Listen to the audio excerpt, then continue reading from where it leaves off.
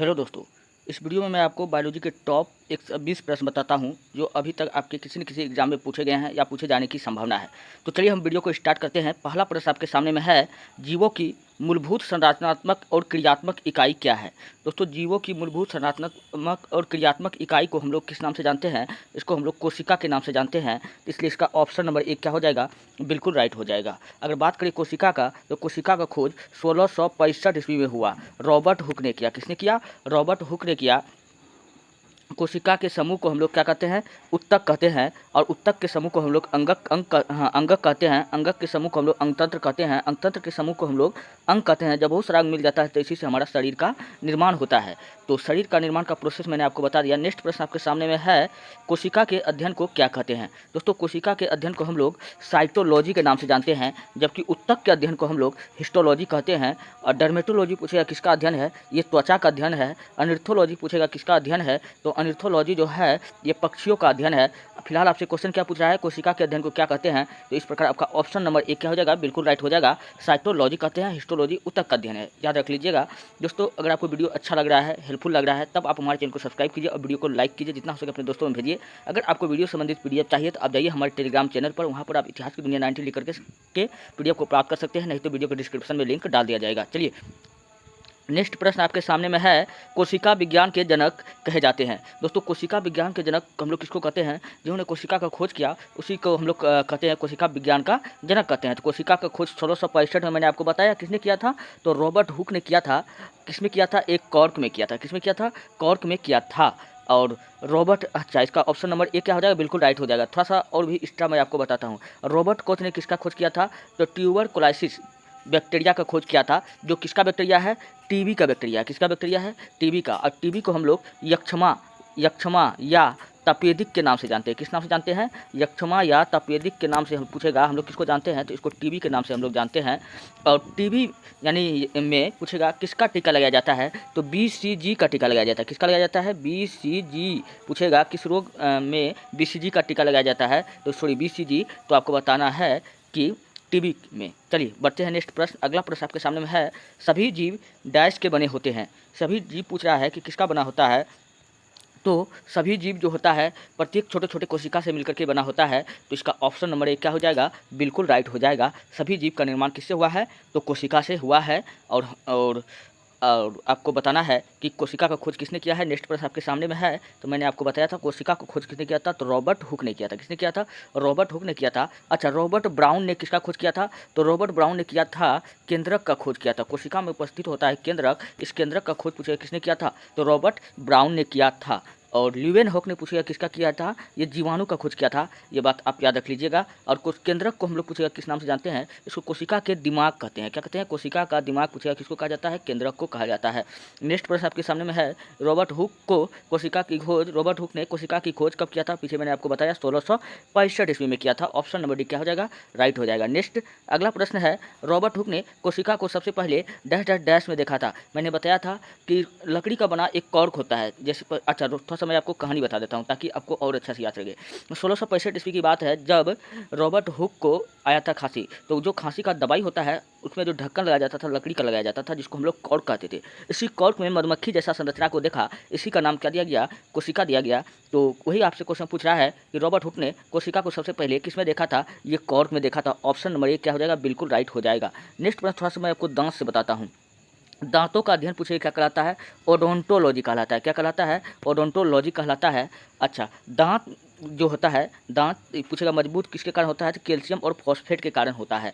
और दांत से याद रख लीजिएगा कि मनुष्य में जो दांत होता है जिसका एज 20 प्लस है, उसमें जो होगा वो 32 दांत होगा। कितना होगा? 32 दांत होगा। और जिसका एज 20 से कम होगा उसमें टोटल 28 दांत होगा।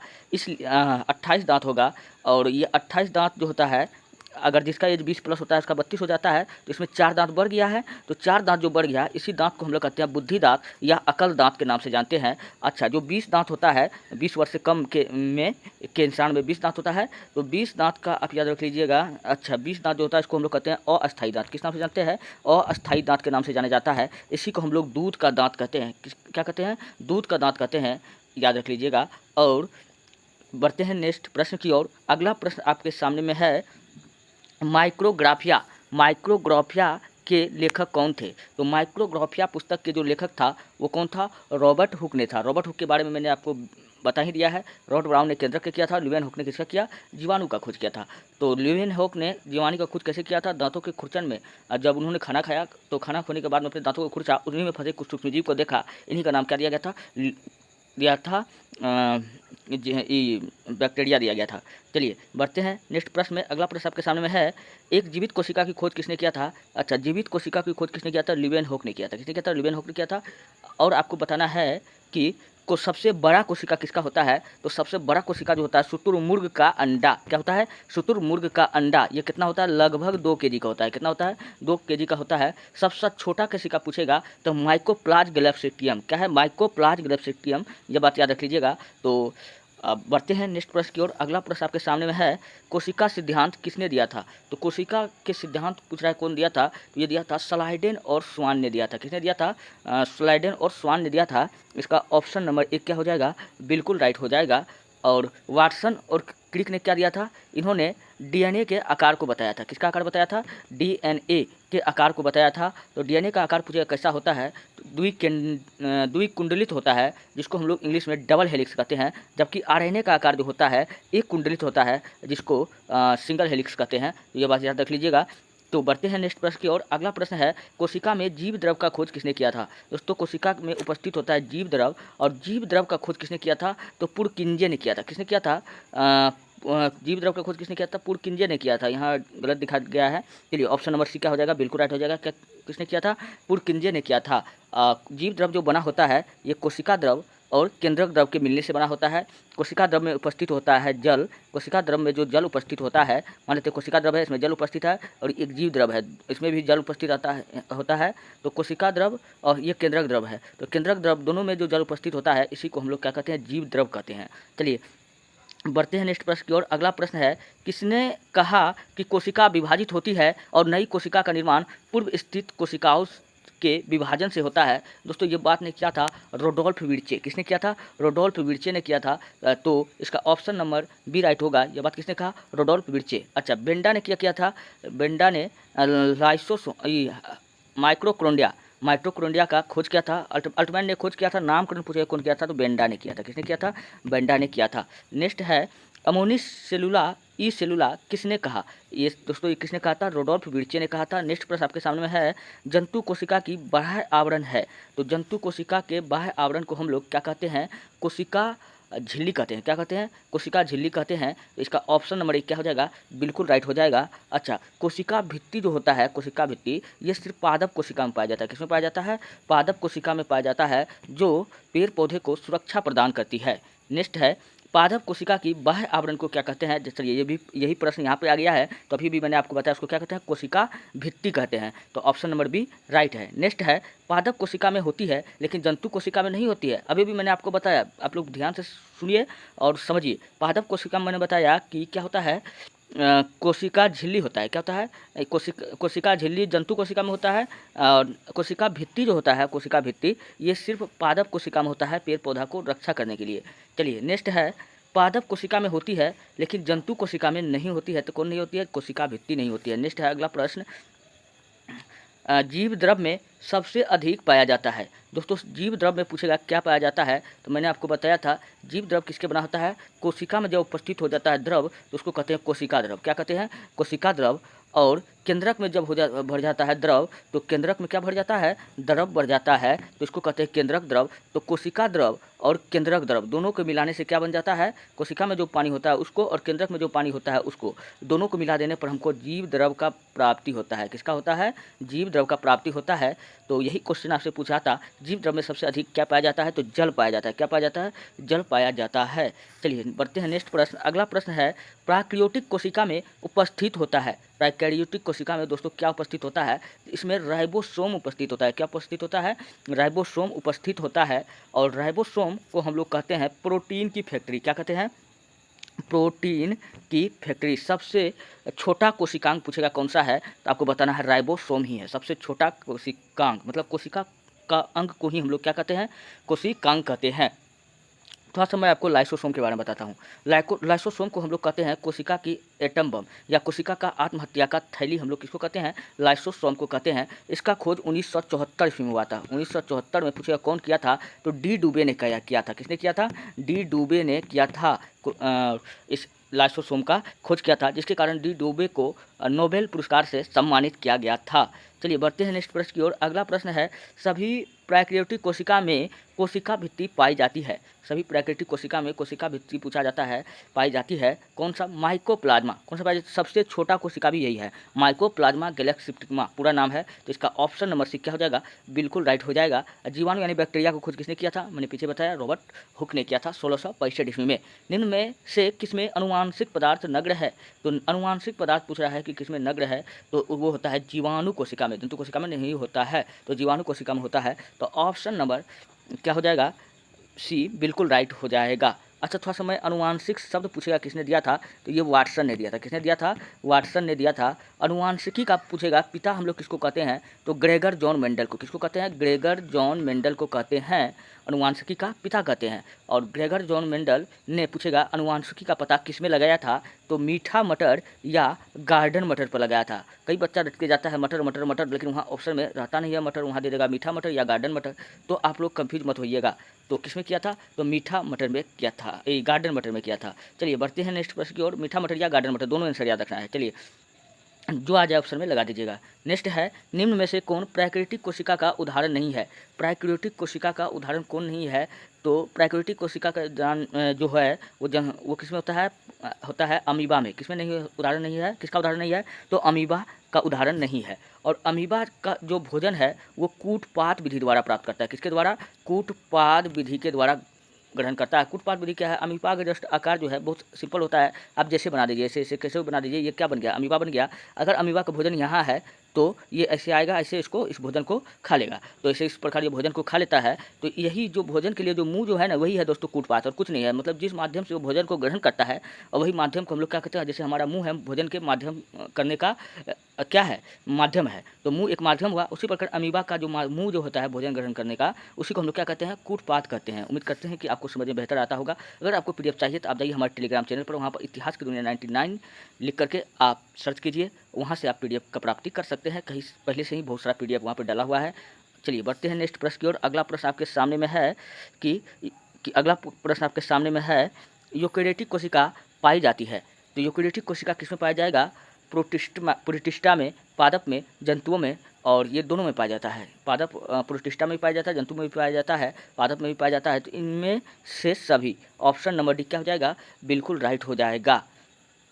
अब बढ़ते हैं। अच्छा पादप का पूछेगा लंबाई कौन सा ऊतक बढ़ाता है, आपको बताना शीर्ष विभ्योज ज्योतकी ऊतक। कौन बढ़ाता है, बढ़ाता है शीर्ष विभ्योज ज्योतकी ऊतक। और पादप का, पेड़ पौधा का, पादप मतलब क्या, पेड़ पौधा, और पेड़ पौधा का मोटाई पूछेगा कौन सा ऊतक बढ़ाता है, तो पार्श्व विभ्योज ज्योतकी ऊतक, दोनों याद रख लीजिएगा। चलिए बढ़ते हैं नेक्स्ट प्रश्न की ओर। अगला प्रश्न आपके सामने में है, केवल पादप कोशिका में ही पाए जाते हैं, जंतु कोशिका में नहीं पाया जाता है। तो दोस्तों पादप कोशिका में क्या क्या सब पाया जाता है, देखिए कोशिका भित्ति जो होता है ये भी सिर्फ पादप कोशिका में पाया जाता है। हरित लवक जिसको हम लोग क्या कहते हैं, क्लोरोप्लास्ट कहते हैं। तो क्लोरोप्लास्ट से क्या निकला, क्लोरोफिल। तो क्लोरोफिल किस में पाया जाता है, ये भी पादप कोशिका में पाया जाता है। प्लास्टिड जिसको हम लोग हिंदी में कहते हैं लवक, क्या कहते हैं, लवक, ये भी जो है पेड़ पौधा में ही पाया जाता है। तो इसका ऑप्शन नंबर डी बिल्कुल राइट हो जाएगा। तो इनमें से सभी में क्या पाया जाता है, कोशिका भित्ति, हरित लवक, प्लास्टिड, ये सब पादप कोशिका में ही पाया जाता है। अच्छा ये लवक जो होता है ये 3 प्रकार का होता है। कितना प्रकार का होता है, 3 प्रकार का होता है। एक को कहते हैं क्लोरोप्लास्ट,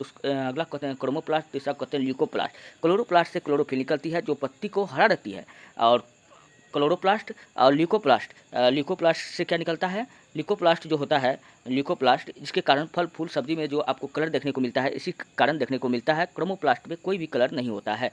नेक्स्ट है जंतु कोशिका में अनुपस्थित होता है। जंतु कोशिका में मैंने अभी भी बताया कि प्लास्टिड जो होता है यानी लवक जो है ये किस में पाया जाता है, केवल पादप कोशिका में पाया जाता है। यहाँ पर देखिए ऑप्शन में जंतु कोशिका में माइटोकॉन्ड्रिया भी पाया जाता है, जो कि माइटोकॉन्ड्रिया हम लोग क्या कहते हैं, श्वसन स्थल, कोशिका का श्वसन स्थल है। और लाइसोसोम भी होता है जंतु कोशिका में, गोल्जी काय भी होता है, लेकिन लवक नहीं होता है, क्योंकि लवक किस में होता है, केवल पादप कोशिका में होता है। इसलिए ऑप्शन नंबर डी राइट है। चलिए बढ़ते हैं नेक्स्ट प्रश्न की ओर। अगला प्रश्न आपके सामने में है, कोशिका भित्ति अनुपस्थित होता है। कोशिका भित्ति किस में अनुपस्थित होता है? फिर से पीछे वाला प्रश्न को थोड़ा सा घुमा कर पूछ लिया है। कोशिका भित्ति किस में अनुपस्थित होता है? ये पादप में, कवक में, जीवाणु में, जंतु में। जंतु में नहीं होता है, क्योंकि जंतु में नहीं होता है, पेड़ पौधा में होता है, क्योंकि पेड़ पौधा को बाहर से सुरक्षा करने का सुरक्षा प्रदान कौन करता है? यही कोशिका भित्ति ही करता है। नेक्स्ट है, कोशिका भित्ति को सबसे पहले किसने देखा था? दोस्तों पादप कोशिका में कोशिका भित्ति को सबसे पहले देखने का श्रेय जाता है रॉबर्ट हुक को जाता है। और रॉबर्ट हुक को हम लोग किसका खोज किया था? तो 1665 ईस्वी में बैक्टीरिया यानी जीवाणु का खोज किया था।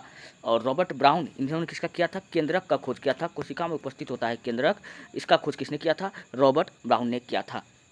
नेक्स्ट है, शैवालों की कोशिका भित्ति मुख्य रूप से बनी होती है। दोस्तों शैवाल का कोशिका भित्ति जो होता है वो सेल्यूलोज का बना होता है। किसका बना होता है? सेल्यूलोज का बना होता है। चलिए मैं आपको कुछ बात और बताता हूँ।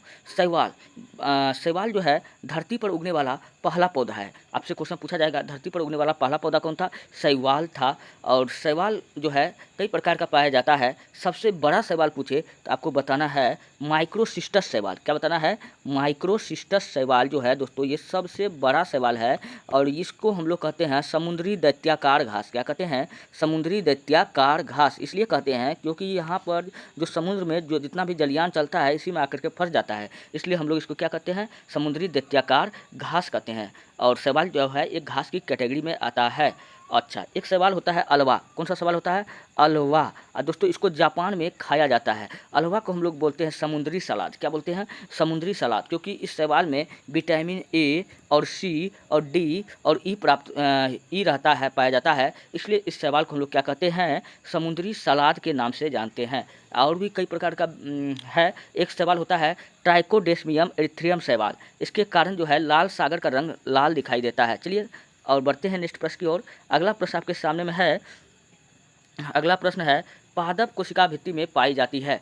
तो पादप कोशिका भित्ति में क्या पाया जाता है? तो पादप कोशिका भित्ति में सेल्यूलोज भी पाया जाता है, पेक्टिन भी पाया जाता है, हेमी सेल्यूलोज तीनों पाया जाता है। तो इस प्रकार इनमें से सभी क्या हो जाएगा? बिल्कुल राइट हो जाएगा। कोशिका भित्ति के बारे में बता ही दिया है, ये कोशिका को सुरक्षा प्रदान करता है। नेक्स्ट है, कोशिका झिल्ली मुख्यतः बनी होती है, ये प्रोटीन और लिपिड की बनी होती है। किसका बना होता है? प्रोटीन और लिपिड का बना होता है। और इसका ऑप्शन नंबर ए यहाँ पर राइट है। अच्छा, सेल्यूलोज और पेक्टिन के बारे में थोड़ा सा मैं आपको बताता हूँ। तो सेल्यूलोज और पेक्टिन जो होता है कोशिका को मजबूती प्रदान करता है। क्या करता है? अंदर से मजबूती प्रदान करने का काम कौन करता है? लिग्निन और पेक्टिन करता है। चलिए, और इसका जो होता है आकार लगभग सीमेंट के जैसा होता है, इसलिए ये इसको क्या करता है? मजबूती प्रदान करता है। इनमें से कौन वर्णात्मक पारगम्य झिल्ली है? तो वर्णात्मक पारगम झिल्ली हम लोग कोशिका झिल्ली को कहते हैं। किसको कहते हैं? कोशिका झिल्ली को कहते हैं। ऑप्शन नंबर ए बिल्कुल राइट है। नेक्स्ट है, डैश प्रक्रिया द्वारा पदार्थ कोशिका झिल्ली के आर पार आते जाते हैं। मतलब किस कोशिका द्वारा पदार्थ कोशिका झिल्ली के आर पार आते जाते हैं? तो आपको बताना है विसरण के द्वारा या परासरण के द्वारा, उपयुक्त दोनों के द्वारा, इनमें से कोई नहीं। तो इसका आंसर ऑप्शन सी हो जाएगा, इनमें से दोनों के द्वारा, यानी विसरण और परासरण दोनों के द्वारा। चलिए बढ़ते हैं नेक्स्ट प्रश्न। अगला है, जल के अणु की गति जब वर्णात्मक पारगम झिल्ली से हो तो उसे क्या कहते हैं? दोस्तों उसे हम लोग किस नाम से जानते हैं? उसे हम लोग प्रासरण के नाम से जानते हैं। किस नाम से जानते हैं? तो प्रासरण के नाम से जानते हैं। तो इसका ऑप्शन नंबर बी क्या हो जाएगा? बिल्कुल राइट हो जाएगा। अच्छा, संवहन को नहीं, अच्छा संवहन जाइलन को हम लोग क्या कहते हैं? संवहन कहते हैं। चलिए बढ़ते हैं। और नेक्स्ट आपका सामने क्वेश्चन है, प्लाज्मा झिल्ली की रचना को केवल किससे देखा जा सकता है? तो प्लाज्मा झिल्ली की रचना को जो देखा जाता है वो इलेक्ट्रॉन सूक्ष्मदर्शी से देखा जाता है। किससे देखा जाता है? इलेक्ट्रॉन सूक्ष्मदर्शी से देखा जाता है। अगर क्वेश्चन पूछ लिया जाए इलेक्ट्रॉन सूक्ष्मदर्शी का खोज किसने किया था? तो नाल और इरस्का। किसने किया था? नाल एवं इरस्का ने इलेक्ट्रॉन सूक्ष्मदर्शी का खोज किया था। नेक्स्ट है, जीव द्रव कोशिका सम्मिलित रूप है। दोस्तों जीव द्रव किसका सम्मिलित रूप है? तो जीव द्रव मैंने बताया था कोशिका द्रव और केंद्रक द्रव दोनों के मिलने से क्या बनता है? जीव द्रव बनता है। तो इस प्रकार ऑप्शन नंबर सी क्या हो जाएगा? बिल्कुल राइट हो जाएगा। नेक्स्ट प्रश्न आपके सामने में है, माइटोकॉन्ड्रिया की खोज किसने किया था? दोस्तों माइटोकॉन्ड्रिया की खोज जो किया था वो किसने किया था? माइटोकॉन्ड्रिया का खोज किया था कोलिकर। किसने किया था? कोलिकर ने किया था। जबकि नामकरण किसने किया था? बेंडा ने किया था। और माइटोकॉन्ड्रिया को हम लोग क्या कहते हैं? माइटोकॉन्ड्रिया को हम लोग कहते हैं कोशिका का पावर हाउस या कोशिका का बिजली घर। किस पूछेगा किसको कहते हैं? तो इसी माइटोकॉन्ड्रिया को कहते हैं। और माइटोकॉन्ड्रिया में दोस्तों जल भरा होता है। क्या भरा होता है? उपस्थित जल होता है। और इस जल को हम लोग पूछेगा किस नाम से जानते हैं? क्रिस्टी। किस नाम से जानते हैं? क्रिस्टी के नाम से हम लोग जानते हैं। माइटोकॉन्ड्रिया में जो उपस्थित जल होता है उसको क्या कहते हैं? क्रिस्टी कहते हैं। और माइटोकॉन्ड्रिया को हम लोग कोशिका का श्वसन स्थल भी कहते हैं। क्या कहते हैं? श्वसन स्थल भी पूछेगा कोशिका का किसको कहते हैं? तो इसी माइटोकॉन्ड्रिया को ही कहते हैं। नेक्स्ट है अगला प्रश्न, माइटोकॉन्ड्रिया का नाम किसने दिया था? जब बताए थे नाम, इसका खोज किसने किया था? अल्टमैन ने किया था, जबकि नामकरण कौन दिया इसका? बेंडा ने दिया था। तो इस प्रकार ऑप्शन नंबर बी क्या हो जाएगा? बिल्कुल राइट हो जाएगा। और रॉबर्ट ब्राउन ने केंद्र का किया था। ल्यूवेनहॉक किसका किया था? जीवाणु का पता लगाया था। चलिए बढ़ते हैं नेक्स्ट प्रश्न की ओर। अगला प्रश्न आपके सामने में है, क्रेब्स चक्र की घटनाएं कहाँ पर होती है? दोस्तों कोशिका में क्रेब्स चक्र की घटनाएं पूछेगा कहाँ होगा? तो होगा माइटोकॉन्ड्रिया में होगा। तो इसलिए इसका ऑप्शन नंबर डी क्या हो जाएगा? बिल्कुल राइट हो जाएगा। अगला प्रश्न आपके सामने में है, निम्न अभिक्रिया में होती है, मतलब चारों यहाँ दिया हुआ है। यहाँ ऑप्शन यहाँ देखिए कि पाइरुवेट। पाइरुवेट क्या होता है? जब पाइरुवेट जो होता है दोस्तों, जब जल और कार्बन डाइऑक्साइड के उपस्थिति में जब पाइरुवेट जब टूटता है तो ऊर्जा और एटीपी का निर्माण करता है। जल पाइरुवेट जब टूटता है तो पूछेगा किसका निर्माण करता है? जल, कार्बन डाइऑक्साइड और ऊर्जा जिसको हम ऊर्जा जो होता है हमारे शरीर में एटीपी के रूप में संचित होता है। एटीपी क्या है? एक ऊर्जा है। इसको हम लोग कहते हैं एडिनोसिन ट्राइफॉस्फेट। क्या कहते हैं? एडिनोसिन ट्राइफॉस्फेट कहते हैं।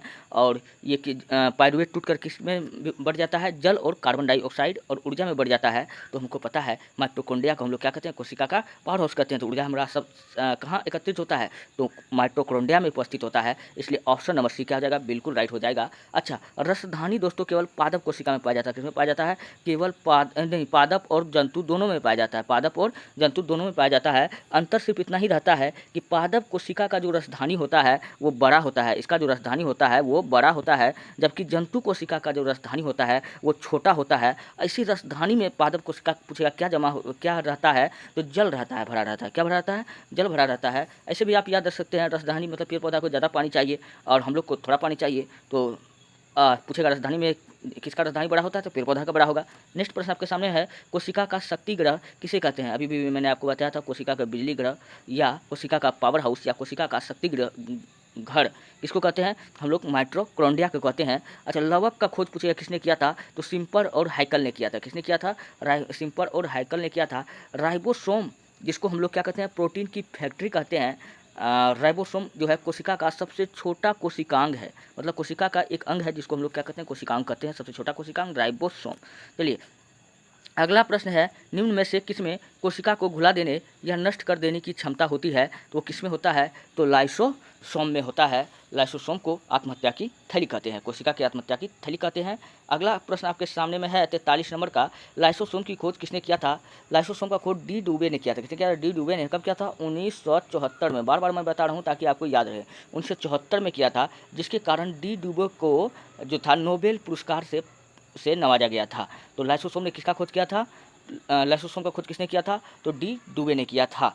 और स्लाइडेन और स्वान ने क्या दिया था? कोशिका विभाजन थ्योरी दिया था। ये बात याद रख लीजिएगा। अगला है, लाइसोसोम को डैश डैश डैश भी कहा जाता है। तो मैंने आपको बताया लाइसोसोम को हम लोग क्या कहते हैं? आत्महत्या की थैली भी कहते हैं और इसको हम लोग पाचक थैली भी कहते हैं। तो यहाँ ऑप्शन ए और बी क्या हो जाएगा? बिल्कुल राइट हो जाएगा। तो प्रोटीन यहाँ पर क्या हो जाएगा? ऑप्शन नंबर डी में दिख रहा है, ए और बी दोनों, ये ही दोनों राइट हो जाएगा। प्रोटीन की फैक्ट्री पूछेगा हम लोग किसको कहते हैं? तो राइबोसोम को कहते हैं। किसको कहते हैं? राइबोसोम को कहते हैं। चलिए नेक्स्ट है, निम्न में से कौन रंगहीन लवक है? इनमें से लवक को पहचानना है। दोस्तों लवक मैंने बताया था केवल पादप कोशिका में होता है, और ये पादप कोशिका में जो लवक होता है ये 3 गो होता है। एक को कहते हैं क्लोरोप्लास्ट, एक को कहते हैं क्रोमोप्लास्ट, एक को कहते हैं ल्यूकोप्लास्ट।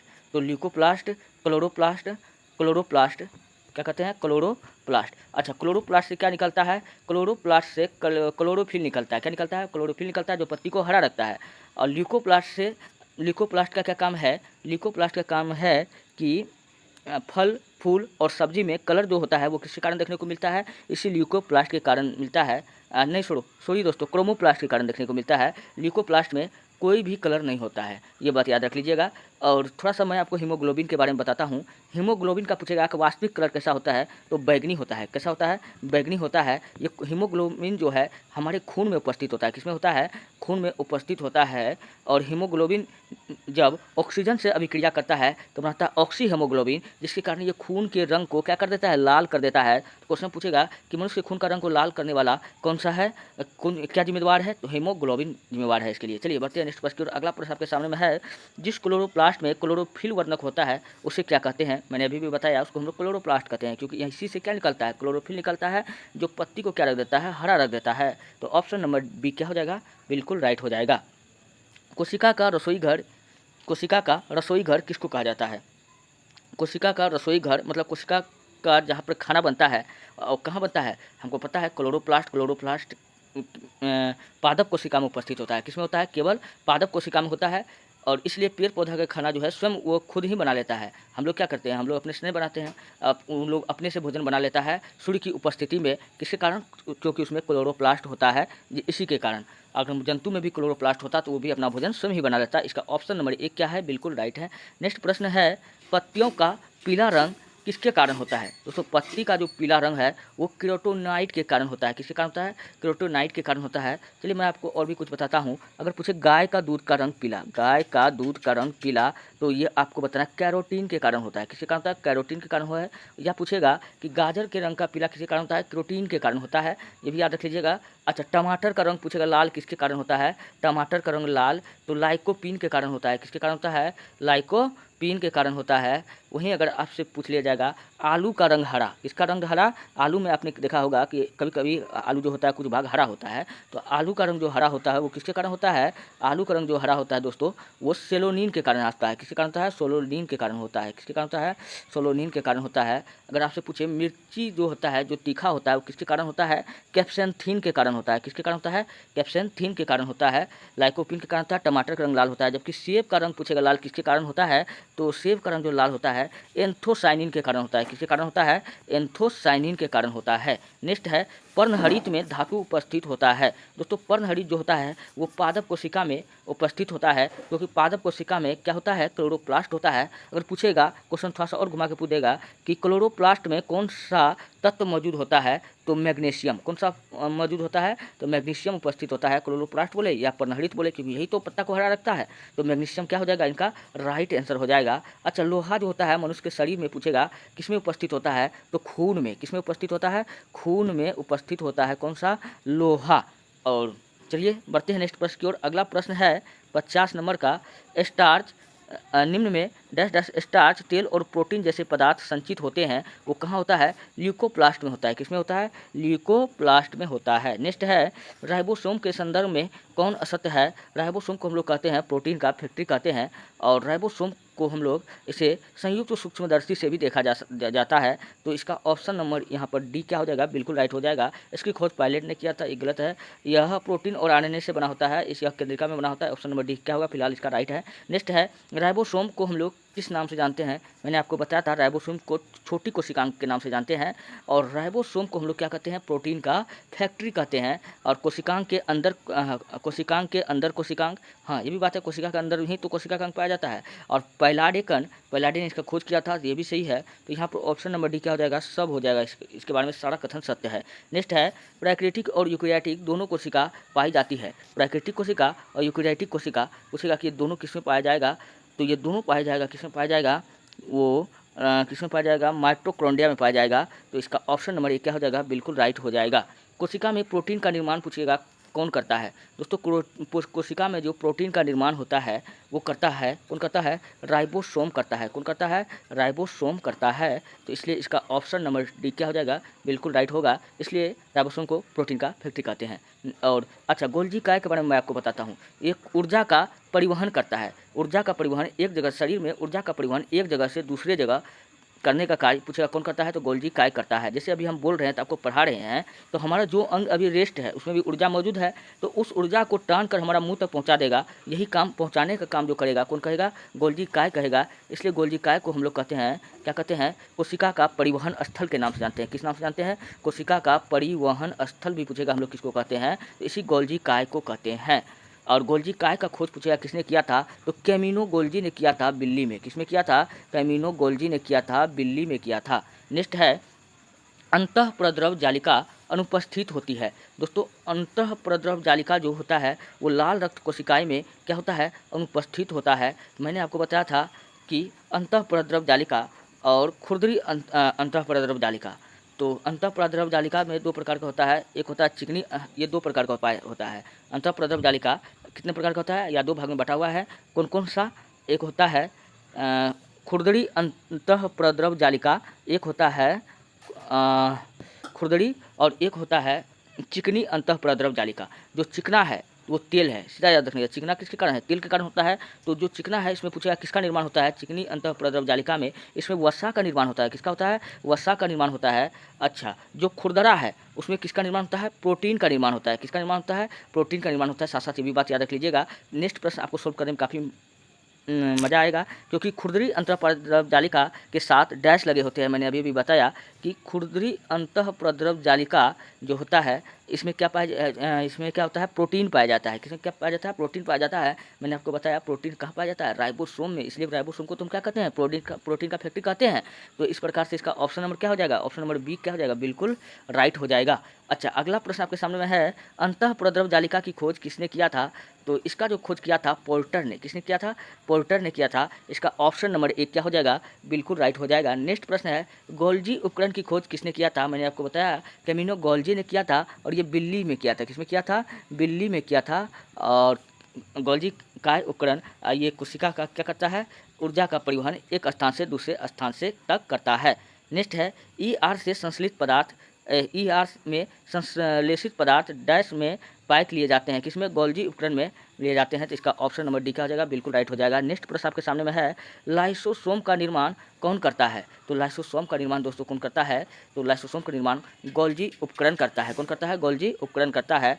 तो गोल्जी उपकरण का कार्य नहीं है, कौन है, जटिल शक्कर का निर्माण करना, ये भी है। लाइसोसोम का निर्माण करना, ये भी है। कोशिका भित्ति और झिल्ली के निर्माण में भाग लेना, ये भी है। तो ऑप्शन नंबर डी जो है बिल्कुल राइट है। राइबोसोम का निर्माण करना ये गोल्जी उपकरण का कार्य नहीं है, इसलिए ऑप्शन नंबर डी क्या हो जाएगा, बिल्कुल राइट हो जाएगा। अच्छा, पादप कोशिका का सबसे बड़ा कोशिकांग, तो सबसे बड़ा कोशिकांग जो होता है वो कौन होता है, रसधानी होता है। क्या होता है, रसधानी होता है। और सबसे छोटा कोशिकांग जो होता है कौन होता है, राइबोसोम होता है। किस कोशिका में सबसे छोटा कोशिकांग होता है, माइटोकॉन्ड्रिया में। किसमें होता है, माइटोकॉन्ड्रिया में, माइटोकॉन्ड्रिया इसका राइट आंसर हो जाएगा। चलिए बढ़ते हैं नेक्स्ट प्रश्न की ओर। अगला प्रश्न आपके सामने में है जंतु कोशिका में सबसे बड़ा कोशिकांग है। तो जंतु कोशिका में जब पूछेगा तब बताना है केंद्रक। क्या बताना है, केंद्रक बताना है। अगला है निम्न में से कौन स्तनधारी के लाल रक्त कोशिका में अनुपस्थित होता है। तो स्तनधारी के लाल रक्त कोशिका में जो अनुपस्थित होता है, लाइसोसोम भी अनुपस्थित होता है, गोल्जी भी, और माइटोकॉन्ड्रिया भी अनुपस्थित होता है। तो इनमें से सभी अनुपस्थित रहता है। तो स्तनधारी लाल रक्त कणिका के बारे में थोड़ा सा जानते हैं। इसका जो जीवन काल होता है 120 दिन का होता है। कितना दिन का होता है, 120 दिन का होता है। और लाल रक्त कोशिका का निर्माण पूछेगा शरीर में कहाँ होता है, तो अस्थि मज्जा में होता है। कहाँ होता है, अस्थि मज्जा में होता है। इसी को हम लोग बोन मेरो के नाम से जानते हैं। किस नाम से जानते हैं, बोन मेरो के नाम से जानते हैं। क्वेश्चन पूछा जाएगा कि लाल रक्त का मृत्यु शरीर में कहाँ होता है, तो ये होता है प्लीहा। कहाँ होता है, प्लीहा, या इसी को बोला जाता है तिल्ली। प्लीहा या तिल्ली में लाल रक्त कोशिका का मृत्यु होता है। इसलिए लाल रक्त कोशिका का मृत्यु स्थल जो यानी कब्रिस्तान हम लोग किसको कहते हैं, हम लोग कहते हैं, कहाँ हम लोग बता रहे थे, हाँ हम लोग कहते हैं कोशिका के इसी को कहते हैं, कहाँ बता रहे थे, किधर से, हाँ यहाँ लाल रक्त कोशिका का मृत्यु स्थल हम लोग किसको, यानी कि कब्रिस्तान हम लोग किसको कहते हैं, तो हम लोग प्लीहा यानी तिल्ली को कहते हैं। तो इसका ऑप्शन होगा। चलिए इसका राइट आंसर फिलहाल क्या होने वाला था, इनमें से सभी होने वाला था। दोस्तों ये रहा आज के कुछ प्रश्न मैंने जो आपको बताया। अगर आपको वीडियो अच्छा लगता है, हेल्पफुल लगता है, तब आप हमारे चैनल को सब्सक्राइब कीजिए और वीडियो को लाइक कीजिए, जितना हो सके अपने दोस्तों में भेजिए। मिलते हैं नेक्स्ट वीडियो में, धन्यवाद। अगर आपको PDF चाहिए तो आप जाइए हमारे टेलीग्राम चैनल पर, वहाँ पर इतिहास 90 लिख करके आप PDF को प्राप्त कर सकते हैं। धन्यवाद।